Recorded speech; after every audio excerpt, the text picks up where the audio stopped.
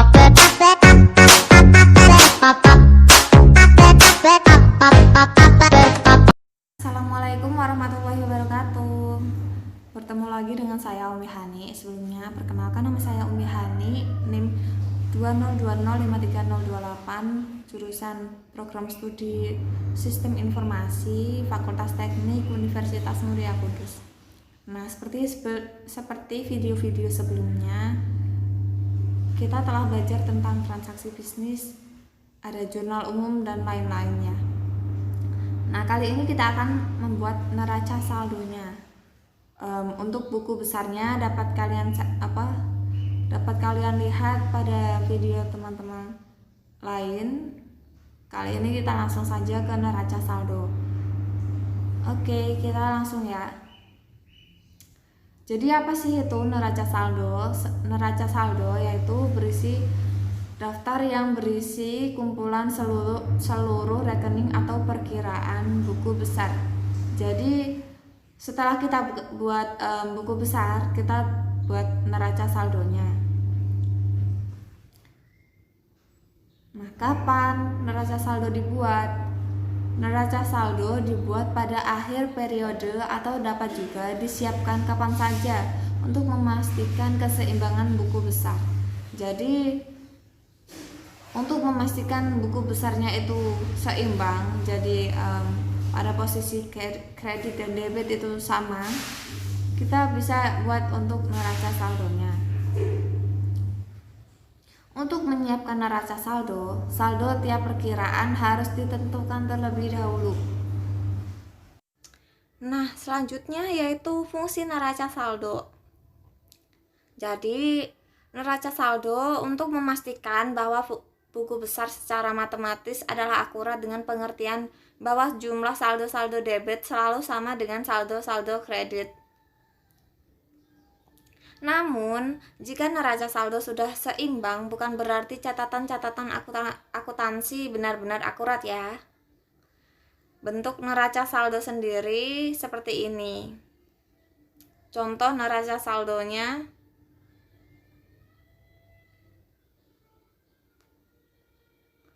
Nah, jadi gini ya. Nah, di sini dari buku besar kita dapatkan bahwa kas itu debit sebesar 356.250.000, piutangnya 5 juta, kendaraan 150 juta, peralatan 50 juta, hutang ada di kredit yaitu 50 juta, modalnya 500 juta, pendapatan masuk ke kredit juga 13 juta. Beban-beban masuk ke debit ya 1 juta dan beban asuransi 750.000. Jadi saldonya di sini di debit ada 563 juta dan juga di kredit juga ada 563 juta. Nah, ini seperti ini bentuk neraca saldo ya.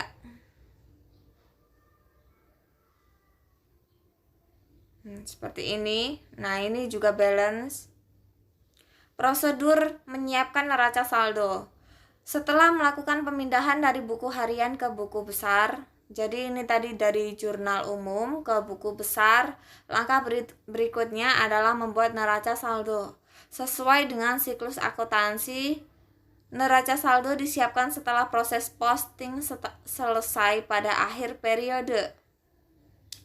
Prosedur penyiapan neraca saldo akun-akun buku besar tergantung pada bentuk akun di buku besar. Langkah-langkahnya yaitu pertama yang dilakukan adalah menjumlahkan kolom debit atau kolom kredit yang mempunyai 2 atau lebih pendebitan atau pengkreditan. Untuk akun yang hanya memiliki satu pengkreditan atau pendebitan tidak perlu dilakukan penjumlahan karena apa yang mau dijumlah kalau satu doang ya kan. Lalu kita lanjut ke langkah keduanya yaitu menghitung selisih antara jumlah debit dan jumlah kredit untuk menghitung terjadinya saldo debit atau saldo kredit. Lalu selanjutnya yaitu langkah ketiganya yaitu memindahkan masing-masing saldo debit atau saldo kredit ke kolom debit atau kredit yang ada di neraca saldo. Transaksi terjadi pada informasi dibukukan pada dokumen sumber. Lalu selanjutnya informasi pada dokumen sumber dibukukan pada buku harian atau jurnal umum tadi ya. Lalu informasi transaksi dipindah bukukan dari buku harian atau jurnal ke buku besar atau posting. Kita posting ke buku besar. Nah, setelah itu baru neraca saldo dibuat pada akhir periode. Setelah neraca saldo dibuat, itu dapat kita buat laporan keuangan yang meliputi laporan laba rugi, laporan perubahan ekuitas, neraca, arus kas, catatan atas laporan keuangan. Contoh pertama, ini ada piutang usaha. Di sini di buku besar kita tuliskan piutang usaha pada tanggal 13, 18, 30 ya.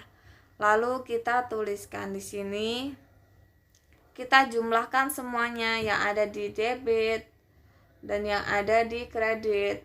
Nah, ini kita kurangkan.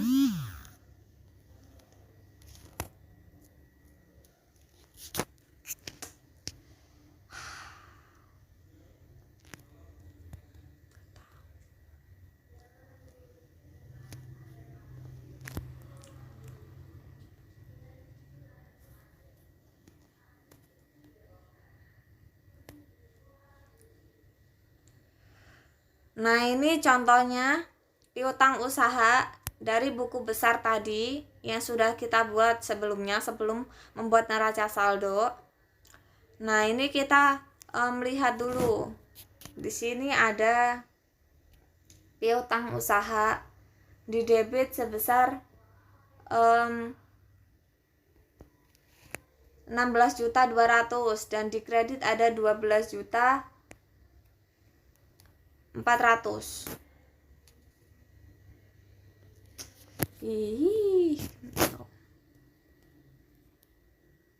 Nah, di sini ada piutang usaha dari buku besar.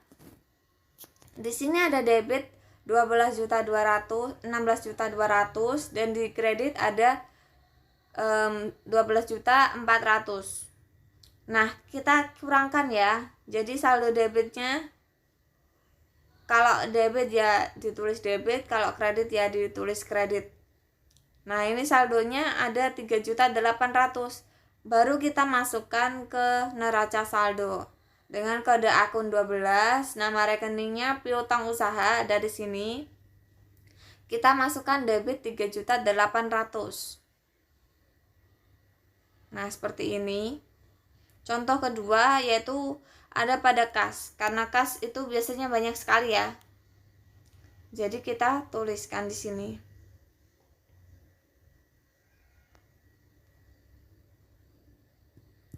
Nah, di sini seperti ini. Jadi kita dapatkan saldo debitnya 16.650.000. Sini ada piutang usahanya seperti tadi. Ini ada perlengkapan.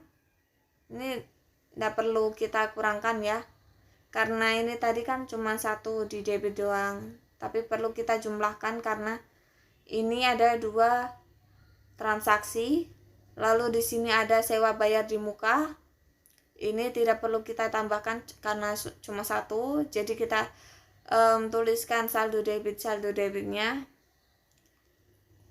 Sini ada asuransi dibayar di muka, ada peralatan kantor, lalu ada juga utang usaha.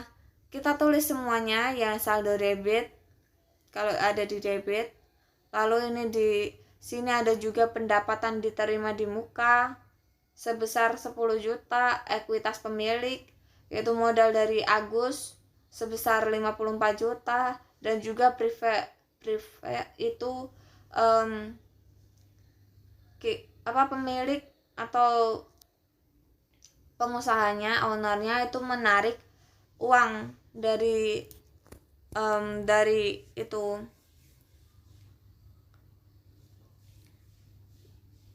dari kasnya. Jadi untuk keperluan pribadi. Jadi kita tuliskan di sini. Jadi ada 1.500.000. Di sini ada pendapatan jasa.